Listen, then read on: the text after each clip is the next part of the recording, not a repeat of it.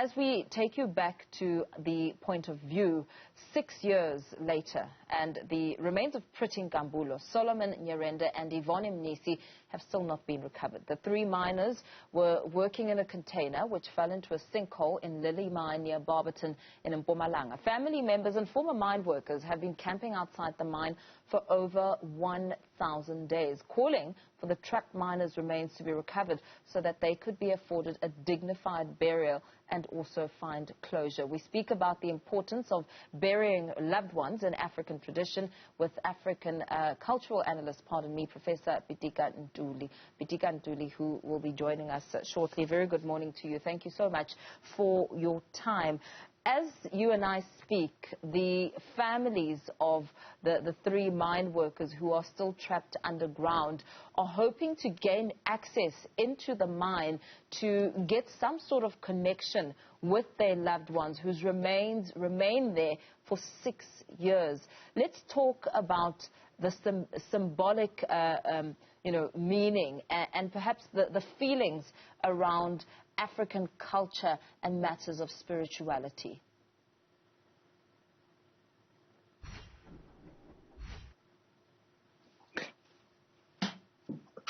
Hello? Professor, I don't know if you got a sense of my question, but I was referring to what's happening right now. Oh, yes. Yes. What is really happening there to these families is totally unimaginable. Right now, even as we speak, a 5-year-old child fell into a wall in Brazil.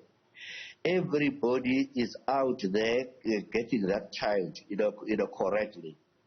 To think that you could have 3 bodies buried, in there, and there is no intervention from government, even from the private sector, just the caring thing violates, in a sense, every spirit, of Ubuntu. In African culture, when a child is born, you don't cut the umbilical cord. Where the umbilical cord drops, you plant a tree to link that connectivity. So the connectivity of the family, when somebody else is, dies, we have got to do those rituals in order to link those people to the ancestors where they're actually going to, and to repair whatever sadness exists within that family.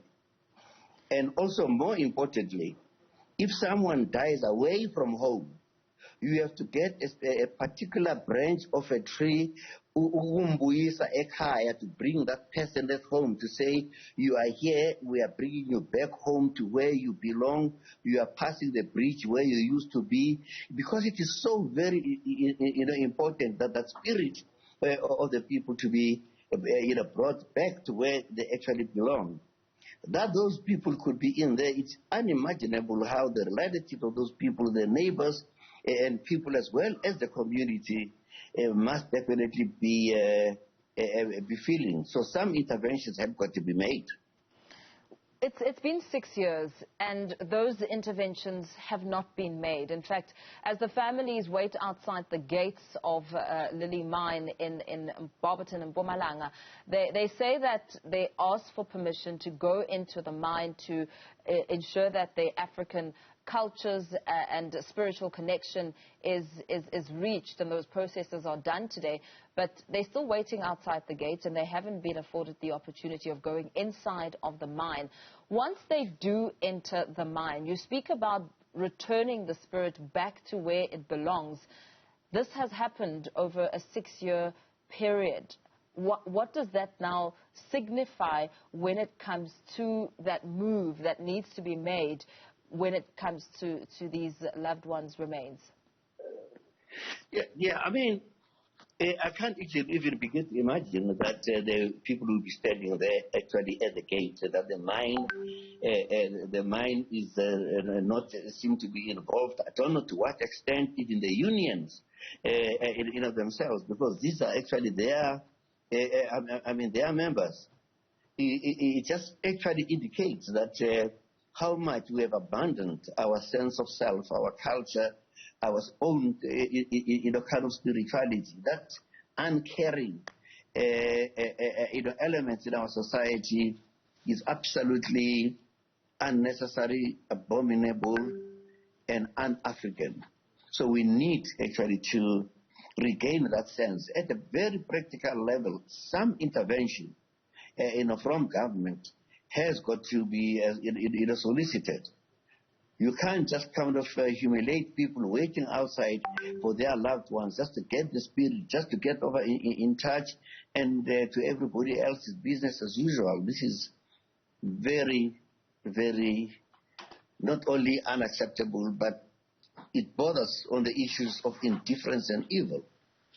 Professor Ntuli, as you and I speak, I'd like for us to perhaps quickly dip into what's happening outside of the mine, where the families have gathered in a prayer session, and just very briefly listen into what they're saying as we continue our conversation.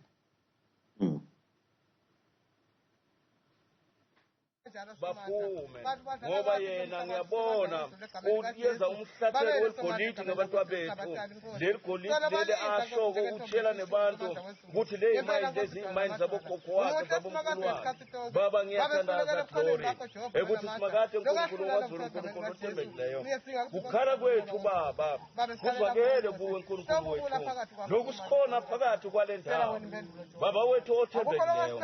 Yes yena unesiliva negolide lela ligijimsako athenga nabathengi ukuthi abasihlasele ngoba yena unemali eningi.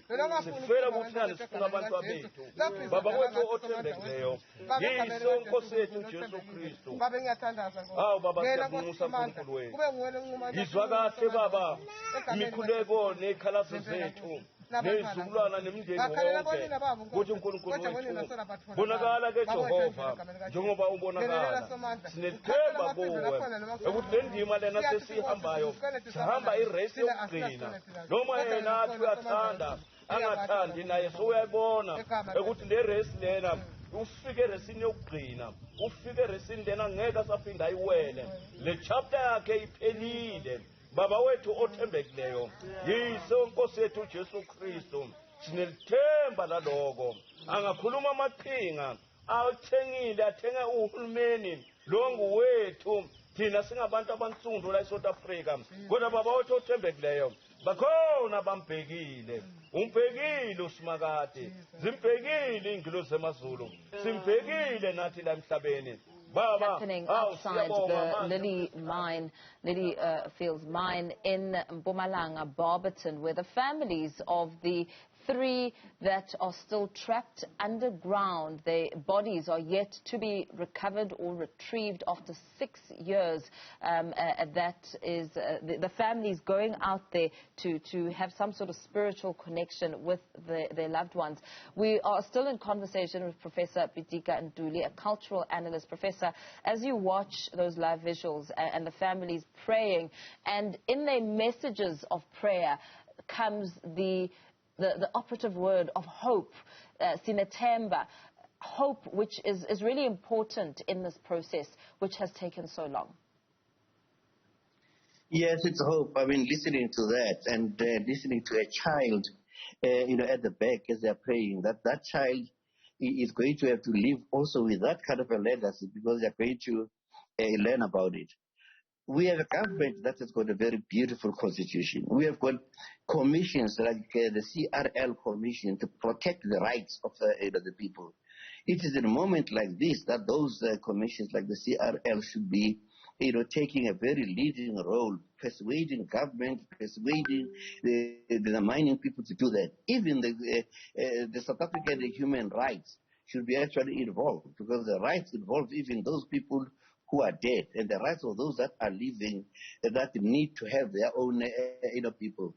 It is then time that the Chapter 9 institutions begin to have teeth, have the people with the capability to understand our cultures and our society and to come up with very right decisions. There should have been an intervention in this thing right up at the beginning by the CRL 6 years ago. Even right now, they're still not late, but they could actually be involved. The human rights should be in it. Even the issues of moral regeneration should actually be taken because it is absolutely immoral of anybody else making money, the miners, the trade unions that are silent when their own workers are around, at least the community is speaking. And that particular area around, Barbertown, moving over into Swaziland, is so strong in terms of its unity and in terms of its own, culture. It is time that the president needs to put up his own stamp and intervene actually in this matter. Very well. Thank you so much for weighing in on that. That was Professor Pitika Ntuli, a cultural analyst, speaking about the cultural aspect of death and spirituality in the African context, as we watch the families of those 3 individuals still trapped underground, praying outside the actual mine.